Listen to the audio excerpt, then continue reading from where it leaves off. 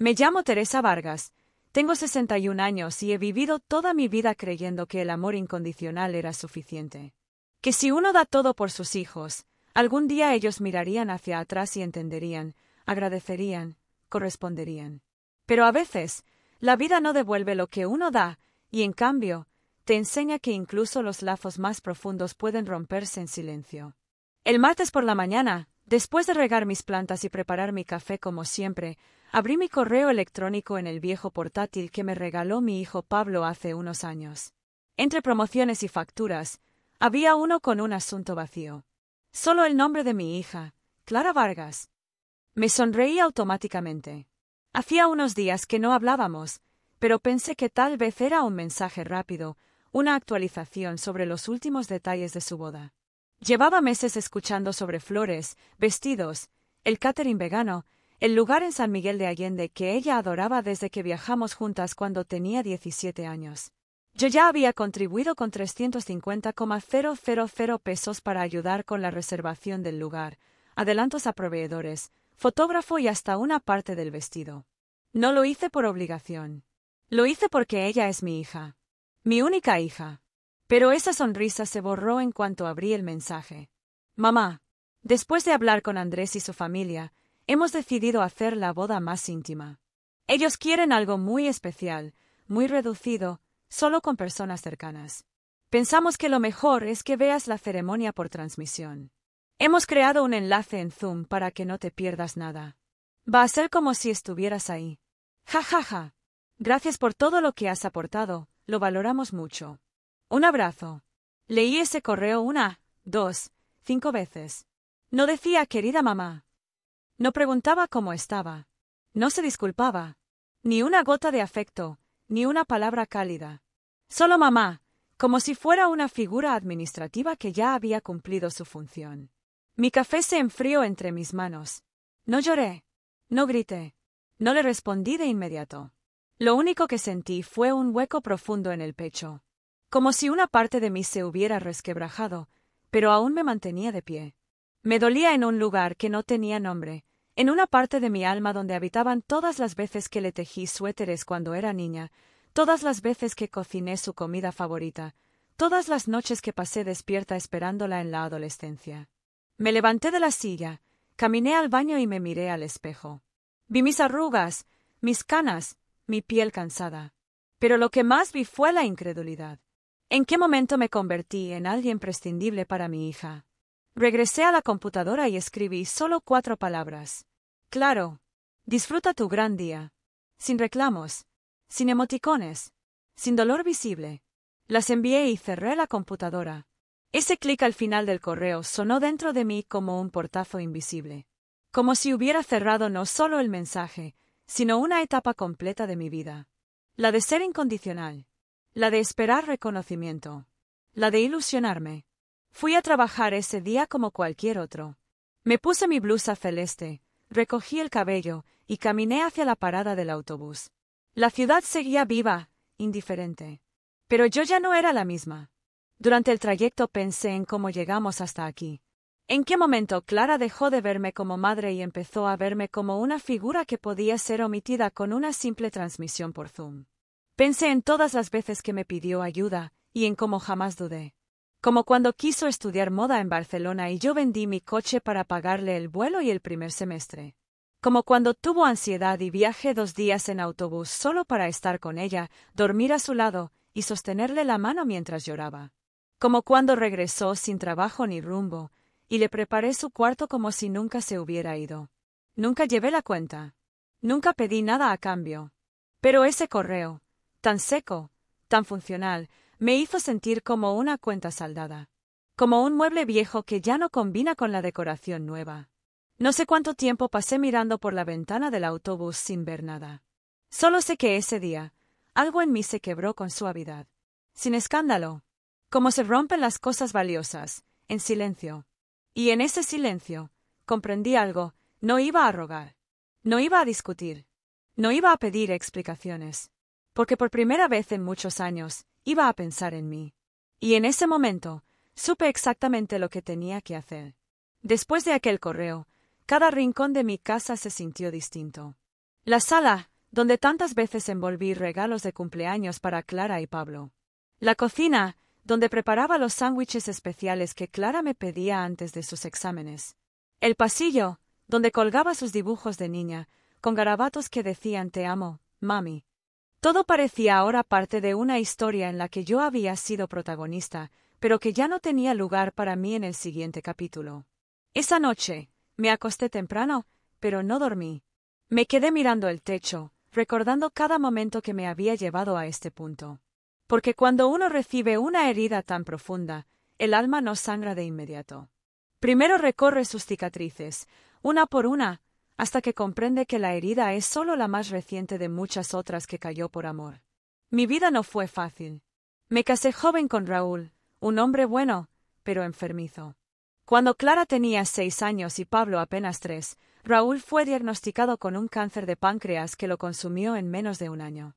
Lo vi apagarse lentamente, y al mismo tiempo vi mi mundo desmoronarse. Pero no lloré frente a mis hijos.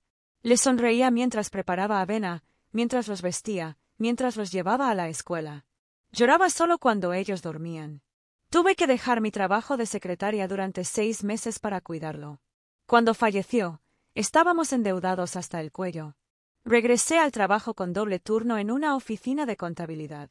Limpiaba en casas los fines de semana. No tenía opción. Tenía 2 hijos que dependían de mí. Recuerdo una tarde en que Clara, con solo 9 años, me preguntó por qué yo no iba a las funciones escolares. Las otras mamás siempre están, me dijo. Yo no supe qué responder. La abracé. Pero esa noche, lloré sola en la cocina, mientras pegaba los zapatos de Pablo con cola porque no podía comprarle otros. Jamás me quejé. Jamás. Cuando Clara quiso estudiar en la universidad privada más cara de la ciudad, saqué un crédito. Cuando decidió hacer un semestre en el extranjero, vendí las únicas joyas que me quedaban de mi madre. Y cuando terminó la carrera y no conseguía trabajo, la mantuve un año entero sin decir una palabra. Y lo volvería a hacer. Porque eso hacen las madres, ¿no? Eso me repetía, incluso cuando ella empezó a alejarse. Cuando ya no llamaba los domingos. Cuando cancelaba visitas por mucho trabajo. Cuando supe por Facebook que se había comprometido. Y aún así, cuando me llamó para contarme sobre la boda, lo primero que dije fue: «¿En qué te puedo ayudar, hija?» Vendí parte de mi fondo de retiro. Cancelé un viaje que había planeado por años. Todo para que ella tuviera el día que soñaba. ¿Y qué recibí a cambio? Un enlace de Zoom. Una transmisión. Una invitación digital a ver, desde mi sala, el momento más importante de su vida como si fuera una espectadora sin rostro. En la oficina, mis compañeros notaban que algo en mí había cambiado. Carmen, la recepcionista, me ofreció un té sin decir nada. Roberto, mi jefe, me preguntó si quería salir temprano. Les dije que no era necesario. Porque si algo había aprendido en todos estos años era a contenerme. A no mostrar debilidad. A seguir. Pero ese día, mientras revisaba facturas y balances, comprendí algo que me dolió más que el propio correo. Mi amor fue condicionado sin que yo lo notara. Había dado esperando algo: afecto, gratitud, presencia. No regalos, no dinero, no elogios. Solo pertenencia. Y cuando no llegó, sentí que todo había sido en vano. Pero también supe que esa sensación no podía quedarse ahí. Que no podía seguir viviendo para ser útil. Ni madre mártir, ni víctima silenciosa. No más. Y así, mientras la ciudad seguía su rutina, dentro de mí nacía algo nuevo. Una semilla de dignidad, pequeña aún, pero decidida. Sabía que no iba a rogar por un lugar en la boda. Ni en la vida de nadie. No más sacrificios silenciosos. No más estar en segundo plano. Era tiempo de mirarme con los mismos ojos con los que había mirado a mis hijos durante años, con amor, paciencia y esperanza. Y por primera vez en mucho tiempo, pensé: ¿y si empiezo a vivir para mí? El miércoles amaneció con el cielo nublado, como si el clima también sintiera el peso que llevaba en el pecho. Me desperté antes que el despertador, como siempre, pero no por costumbre, sino por ese murmullo interno que me había acompañado toda la noche. Un susurro que me decía: no respondas, no expliques, no pidas nada. Me vestí sin apuro. Blusa blanca, pantalón gris, un suéter delgado por si refrescaba. Me peiné con cuidado y me coloqué el labial color rosa que Clara solía decir que me hacía ver menos seria. Irónico, pensé. Ahora parece que ser invisible era más aceptable que ser seria. Tomé mi bolso, cerré la puerta con llave y bajé las escaleras de mi edificio sin mirar atrás. En el trayecto al trabajo, el celular vibró varias veces en mi cartera. Sabía que era ella. Clara. O tal vez Pablo. Pero no lo saqué. No tenía ganas de escuchar excusas ni voces temblorosas. Cuando llegué al trabajo, Roberto, mi jefe desde hace 12 años, me esperaba con un café en mano. Buenos días, Teresa. ¿Todo bien? Asentí con una sonrisa ligera, aunque no genuina. Claro.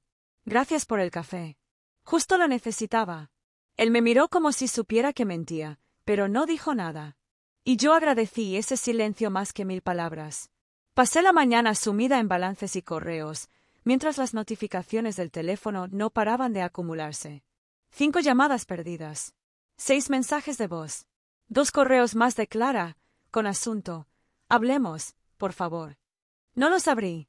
No por orgullo, sino porque por primera vez en mucho tiempo entendía que no tenía que estar disponible todo el tiempo. Que no era mi obligación correr cada vez que ella chasqueaba los dedos. Durante la pausa del almuerzo, me senté sola en el pequeño parque detrás de la oficina. El aire olía a césped recién cortado. Las ramas de los árboles se mecían con suavidad. Cerré los ojos por un momento, escuchando el murmullo de la ciudad mezclado con el canto de los pájaros. Y entonces lo decidí.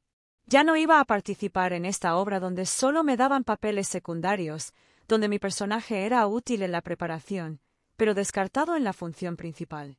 No iba a rogar por una invitación. No iba a defender mi valor como madre, ni como mujer, ni como ser humano. Era hora de actuar, pero no como ella esperaba. A las 6 de la tarde, cuando salí del trabajo, no tomé el bus de regreso a casa. En lugar de eso, caminé unas cuadras más al sur, hasta llegar al banco donde tenía mis ahorros.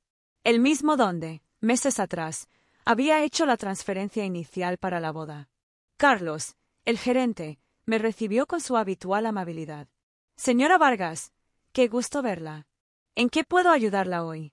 Me senté frente a su escritorio, apoyé mi bolso con cuidado a mis pies, y lo miré con firmeza. Necesito cancelar una transferencia programada. Carlos frunció el ceño. ¿La de la Hacienda Encantada? ¿La segunda parte para la boda? Asentí sin dudar. Esa misma. Podría haber una penalización por cancelación. Déjeme verificar. Tecleó durante unos segundos y luego me miró. Está a tiempo. No ha sido procesada aún. Pero, ¿está segura? Lo pensé solo un instante. Luego, con voz suave pero firme, dije: más segura que nunca. Carlos no preguntó más. Me entregó un formulario. Lo firmé sin temblor en las manos. Cuando terminé, él bajó la mirada al documento y luego a mí. Era mucho dinero, murmuró. Demasiado, respondí. Especialmente para alguien que ni siquiera me quiere allí. Tomé mi copia, le di las gracias y salí del banco sin mirar atrás. Al llegar a casa, el celular vibraba como si tuviera vida propia. Más llamadas perdidas. Más mensajes. 1 de Pablo. 3 de Clara. 1 de voz que solo decía: mamá, por favor, no hagas esto. Apagué el teléfono. Me serví una copa del vino tinto que había guardado para una ocasión especial. El mismo que pensé abrir cuando Clara anunciara su compromiso. Pero ese día nunca llegó. La noticia me la contó su amiga Carla, por mensaje. Me senté en la terraza mientras el sol empezaba a caer. El cielo se tiñó de naranja y lila. Un perro ladraba en la distancia. Los árboles susurraban secretos viejos. Y en esa quietud, sentí una paz que no había sentido en años. No era alegría. Era dignidad. Recordé todos los cumpleaños organizados por mí. Todas las noches esperando una llamada que no llegaba. Los te amo que no eran devueltos. Las vacaciones canceladas. Las decisiones tomadas siempre pensando en ellos. Recordé también a la madre de Andrés, a esa mujer que Clara apenas conocía, pero cuya opinión valía más que la mía. Y entonces, con la copa entre las manos, entendí que a veces no es necesario hacer ruido para hacerse escuchar. Que a veces, el silencio puede ser más poderoso que cualquier grito. Los días posteriores fueron un desfile grotesco de hipocresía vestida de encaje y rosas blancas. Las redes sociales de Clara se llenaban de publicaciones sobre los últimos detalles, los ensayos generales y las reuniones familiares llenas de amor y gratitud. Yo las veía todas. Cada publicación, cada historia de Instagram, cada comentario lleno de emojis en forma de corazones me llegaba como una bofetada. Pero ya no dolía. Ya no me hacía llorar. Me provocaba otra cosa, algo más frío, más calculado, claridad. Había algo falso en todo ese teatro. En esas sonrisas forzadas de Clara abrazando a su suegra, en los textos melosos que publicaba Andrés. Estoy por casarme con la mujer más noble del mundo, con la que quiere a todos y siempre pone a la familia primero. ¿De verdad? ¿Familia primero? ¿Dónde estaba yo en esa foto? En ese texto, sabía que muchas personas notaban mi ausencia. Una tía lejana me escribió en privado. Teresa, ¿todo bien? ¿Vas a ir a la boda de Clara? Qué raro que no te haya visto en las fotos. Respondí con un simple. No asistiré, pero gracias por preguntar. Les deseo lo mejor. No dije más. No tenía sentido. No necesitaba justificarme con nadie. En la empresa, mis compañeros comenzaron a preguntarme por el vestido, el peinado, si ya tenía preparado el brindis. Sonreía cortésmente y desviaba el tema. Solo Roberto, mi jefe, un día se atrevió a decirme: ¿Sabes, Teresa? No entiendo cómo alguien podría excluir a su madre de una boda. Tú no mereces eso. Gracias, Roberto. Pero no estoy excluida. Estoy observando, desde otra posición. Él no entendió del todo, pero respetó mi silencio. Mientras tanto, Clara seguía fingiendo normalidad. En los correos que me había mandado después de la cancelación de la transferencia, el tono había cambiado. Ya no era dulce ni suplicante. Era tenso, casi acusatorio. No entiendo qué estás haciendo, mamá. ¿Cómo puedes ser tan cruel? Estás dejando que la boda se hunda por tu orgullo. Ya no necesitamos tu dinero. Andrés encontró otra forma. Pero esperaba más de ti como madre. Al menos podrías haber sido discreta. Cruel. Orgullo. Discreta. Esas palabras me repiqueteaban en la mente mientras tomaba un té caliente en la cocina vacía. Pensé en responder. Por un momento, incluso escribí un borrador. Pero lo borré todo antes de enviar. ¿Por qué tenía yo que ser la discreta? ¿Por qué se me exigía siempre ser la mujer comprensiva, la madre silenciosa que asiente ante todo? Era hora de romper ese guión. Días antes de la boda, descubrí que Andrés había pedido un préstamo a nombre de su empresa para cubrir lo que yo había retirado. Era arriesgado. La Hacienda Encantada no era barata. El préstamo tenía un interés fuerte y una cláusula de penalización si no se pagaba en los primeros 6 meses. Él pensaba que sería una inversión perfecta, un evento de lujo que impresionaría a socios, colegas y suegros. Clara no sabía eso. Solo sabía que todo estaba resuelto. Como siempre, yo conocía a ese tipo de hombre. Ambicioso, superficial, encantador por fuera, pero lleno de cálculo por dentro. El tipo que quiere una esposa trofeo, una boda de revista y una familia que encaje en su narrativa. Y yo no encajaba. Por eso no solo me excluyeron. Me borraron. Me reescribieron como un obstáculo. Y yo, ya no tenía intención de seguir interpretando ese papel. El viernes previo al gran día, recibí una carta por debajo de mi puerta. No era un sobre elegante ni una invitación tardía. Era una nota escrita a mano por Clara. Mamá, no sé cómo llegamos a esto. Pero si decides venir, por favor, no hagas una escena. No te acerques a Andrés. Quédate en tu lugar. Sé que te duele, pero este es mi día. Me quedé mirándola largo rato. Este es mi día. Palabras egoístas que delataban una verdad más profunda. Yo no formaba parte de su felicidad. Solo era una figura que, si aparecía, debía limitarse a no incomodar. A no manchar la foto. La quemé. Lentamente. Observé cómo las letras se convertían en cenizas, cómo su voz escrita se evaporaba sin dejar más que un rastro de humo. Pero yo no era humo. Ni ceniza. Era carne, historia, sangre. Y tenía algo más valioso que una silla reservada en la boda, tenía dignidad. Y tenía la verdad. Porque mientras ellos planeaban la boda perfecta sin mamá, yo planeaba algo más silencioso, y mucho más poderoso. El gran día llegó. Sábado, 17 de junio. El sol brillaba con una fuerza casi teatral sobre la hacienda encantada, como si el universo se hubiera alineado para que todo fuera digno de portada en una revista de bodas de alta gama. Las sillas blancas alineadas perfectamente, el altar decorado con flores silvestres y orquídeas blancas, el violín sonando de fondo. Todo parecía una pintura, una donde yo no existía. Excepto que sí existía. Y no necesitaba estar en primera fila para que me sintieran. Ese día me vestí con un conjunto sobrio, azul oscuro. Nada llamativo. No llevaba maquillaje, ni peinado elaborado. Solo era yo, Teresa, una madre desplazada, pero presente. No iba como invitada, ni como espectadora. Iba como testigo. Como autora de un cierre que aún nadie sospechaba. Me senté al final de la colina, donde podía ver todo desde lejos, casi oculta entre los árboles del jardín lateral. Había alquilado un auto con chofer para no dejar pistas. Desde mi ubicación, podía ver perfectamente las carpas, el pasillo central, las mesas del banquete. Incluso podía oír a algunos de los invitados que ya llegaban y comentaban lo elegante que era todo. Mis manos estaban frías, pero mi mente, más firme que nunca. Al ver a Clara descender del coche antiguo que la llevaba hacia el altar, el corazón me dio un vuelco. Era hermosa.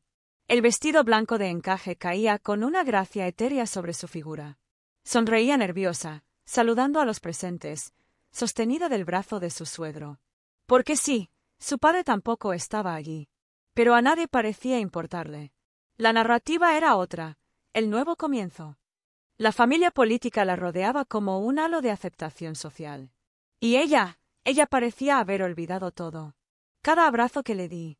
Cada noche de fiebre en la infancia. Cada comida que preparé con esmero. Cada sacrificio. Pero yo no estaba allí para llorar por lo perdido. Estaba allí porque había plantado una semilla. Y era el día en que iba a florecer. 2 días antes, había tenido una conversación con alguien inesperado, el fotógrafo oficial del evento. Lo contraté sin que Clara ni Andrés lo supieran. Era un viejo amigo de mi hermano, un hombre discreto y profesional. Le pedí que colocara en la presentación final, esa que proyectarían en pantallas durante la recepción, una imagen especial. Una sola. Le pagué bien. Y él no preguntó más. Solo aceptó. La imagen era sencilla, una foto de Clara, de niña, sentada en mis piernas, cubiertas ambas por una manta vieja de la casa. Ella con fiebre, yo sosteniéndola y sonriendo con los ojos húmedos. Al pie de la imagen, un texto. El amor más grande no siempre está en la primera fila. A veces observa desde las sombras, porque sabe que ya lo ha dado todo. Después de la ceremonia, los invitados se desplazaron al área del banquete. Yo también lo hice. Caminé lentamente hasta el portón trasero de la hacienda. Desde allí, oía las copas tintinear, las risas. Me escondí tras una columna de piedra, invisible pero cercana. Y entonces ocurrió. Las luces se atenuaron. Las pantallas gigantes se encendieron. La proyección comenzó.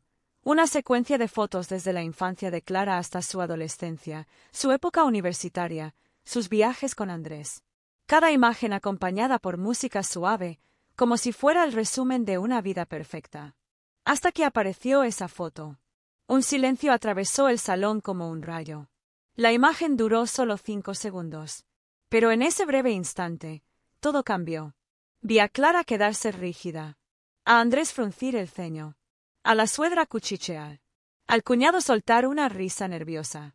Y entonces, la pantalla se volvió negra. Fin del vídeo. Nadie supo qué decir. Unos aplaudieron, otros fingieron no haber visto. Clara intentó sonreír, pero su expresión delataba incomodidad. Andrés se le acercó para preguntarle algo. Ella negó con la cabeza. Confusión. Desconcierto. Yo me alejé lentamente. Nadie me había visto. No necesitaba que lo hicieran. Porque la foto habló por mí. Porque la verdad, aunque silenciada, siempre encuentra la manera de abrirse camino. Y lo mejor aún estaba por venir. Después de la tensión causada por aquella fotografía proyectada en las pantallas, el ambiente en la boda ya no era el mismo. Aunque intentaban fingir normalidad, como si nada hubiera ocurrido, se sentía el murmullo contenido, las miradas curiosas, los cuchicheos en las mesas. La gente se preguntaba en voz baja, ¿quién era esa mujer con Clara en la foto? ¿Por qué apareció esa imagen tan personal? ¿Y qué significaba ese mensaje? Pero nadie se atrevía a preguntar directamente a los novios. Ni siquiera a la suegra. Y eso solo hizo que ella tomara el centro del escenario. Después del plato principal, cuando los camareros comenzaban a servir la champaña, la madre de Andrés, doña Lucrecia, una mujer altiva y de palabras medidas, se levantó con la copa en alto. Llevaba un vestido de seda color esmeralda y un collar de perlas que parecía más pesado que su dignidad. Con una sonrisa impecable, pidió silencio. Y lo consiguió. Quiero hacer un brindis muy especial, dijo, alzando ligeramente la voz. No solo por los novios, sino por lo que esta unión representa, una nueva familia, con valores fuertes, con decisiones firmes, con límites claros. Yo escuchaba todo desde la verja de hierro forjado, donde podía oír su discurso amplificado por los altavoces. Y mis dedos se apretaron contra el bolso con fuerza.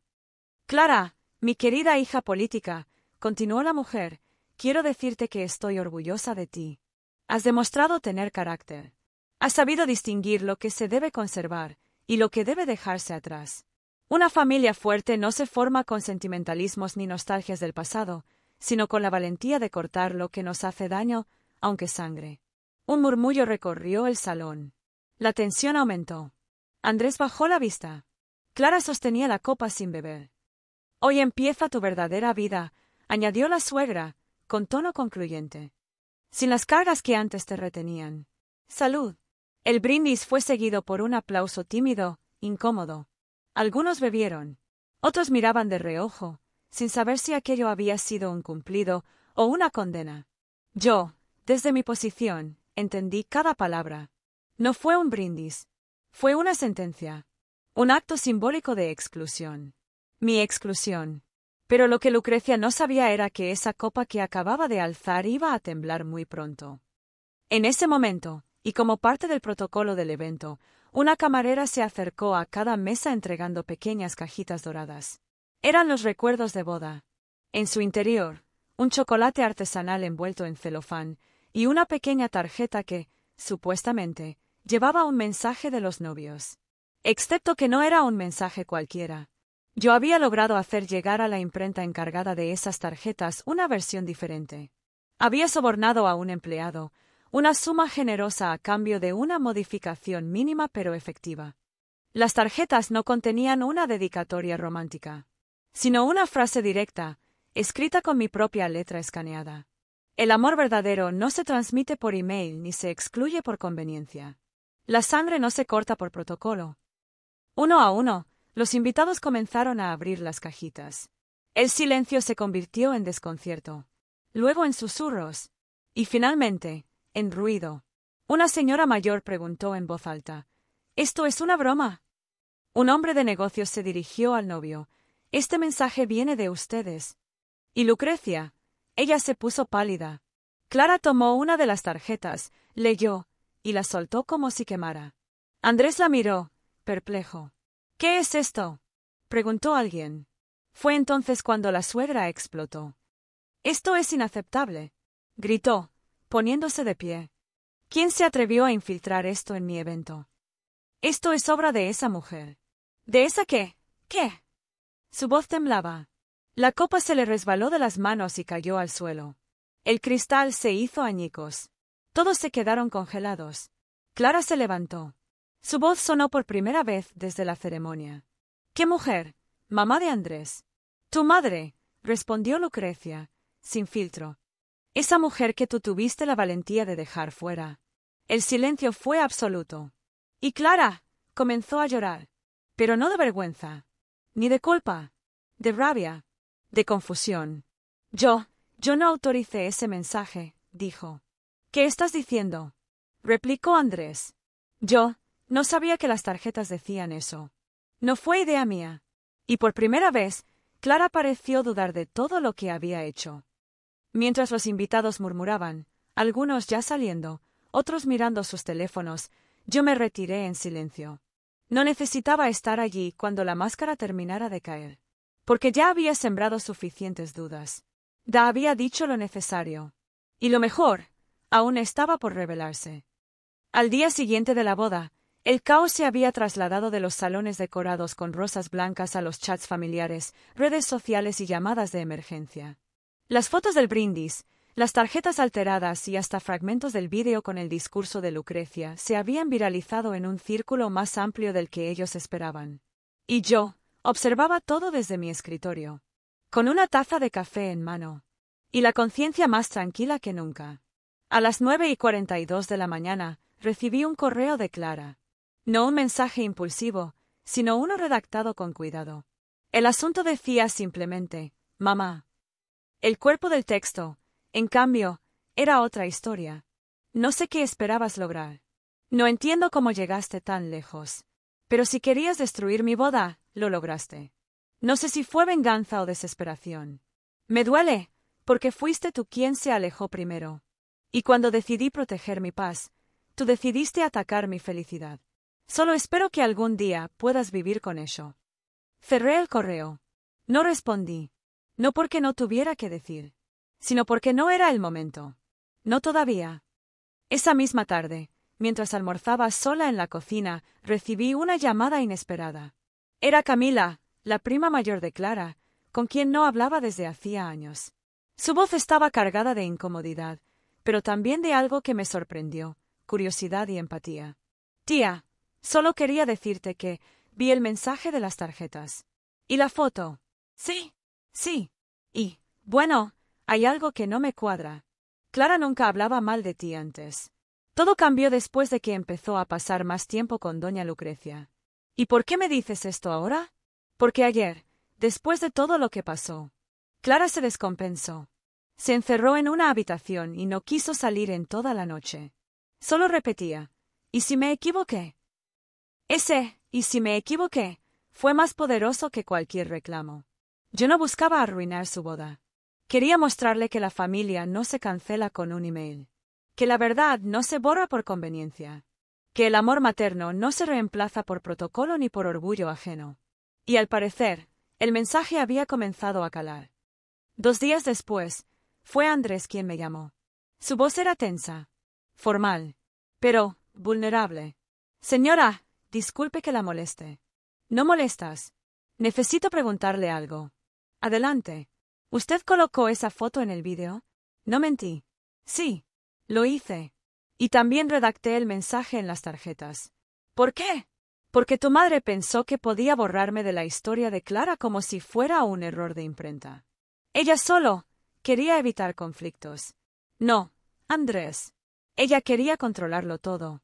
Incluso lo que Clara siente. Silencio. Un suspiro. ¿Y si Clara te llamara, tú la escucharías?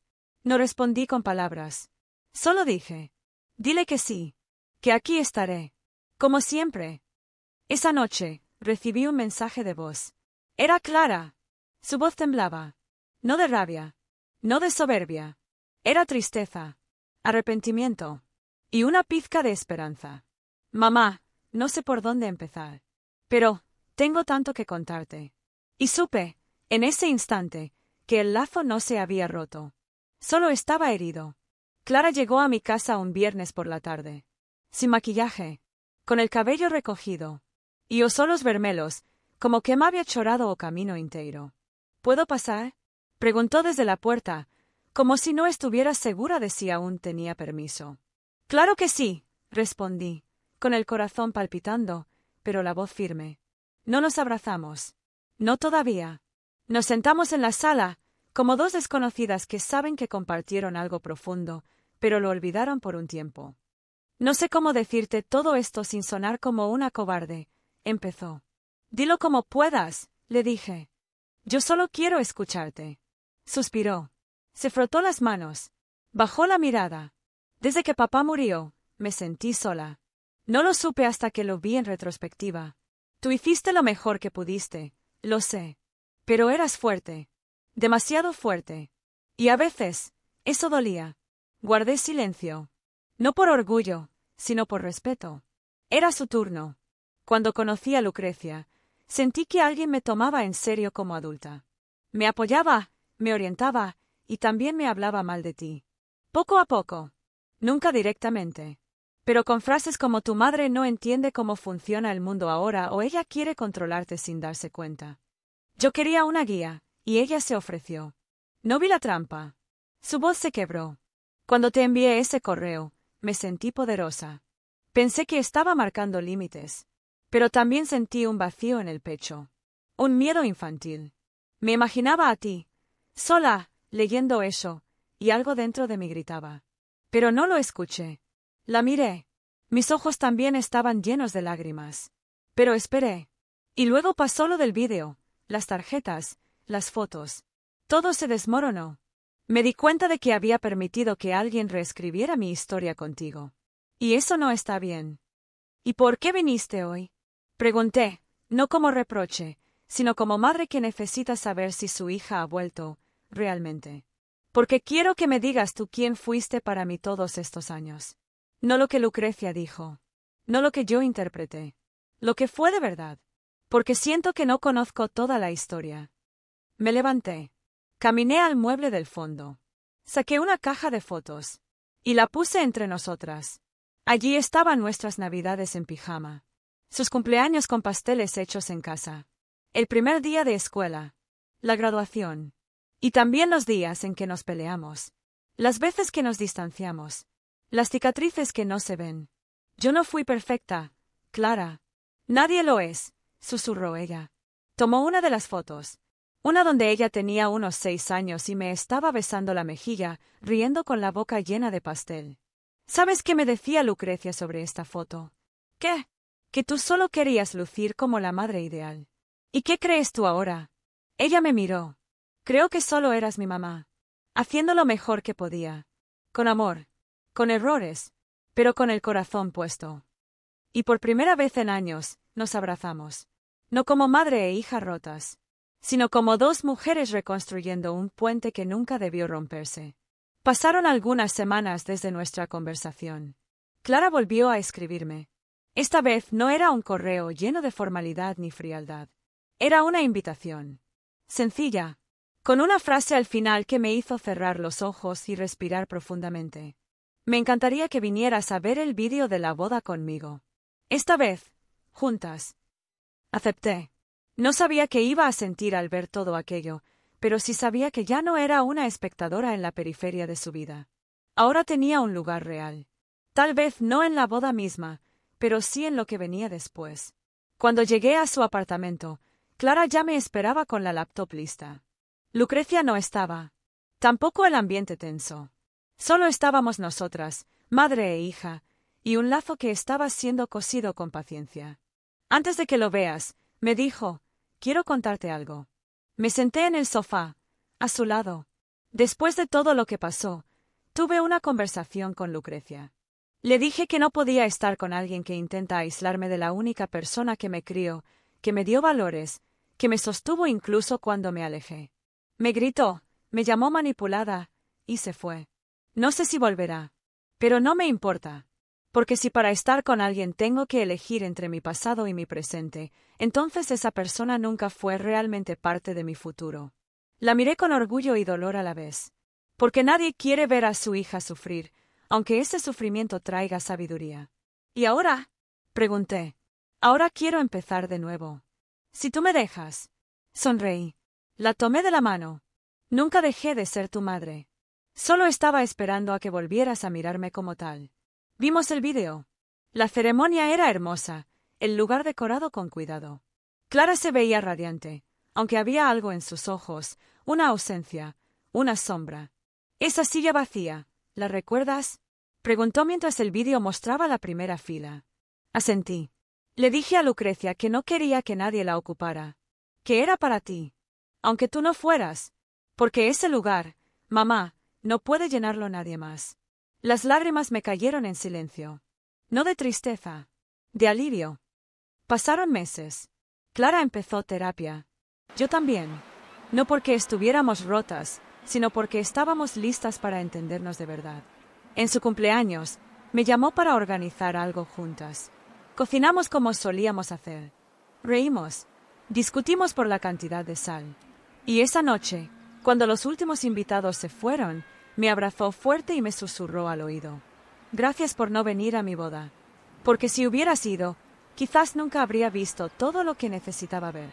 La entendí. A veces, la ausencia habla más que la presencia. Y mi ausencia, esa que dolió como 1000 cuchillos, se convirtió en la grieta por la que la luz entró. Hoy tengo la invitación colgada en mi nevera. No como un recuerdo amargo, sino como un símbolo de todo lo que fuimos y todo lo que estamos volviendo a ser. Porque a veces, el no vengas es solo un llamado desesperado para que una madre luche por recuperar lo que importa. Y yo lo hice.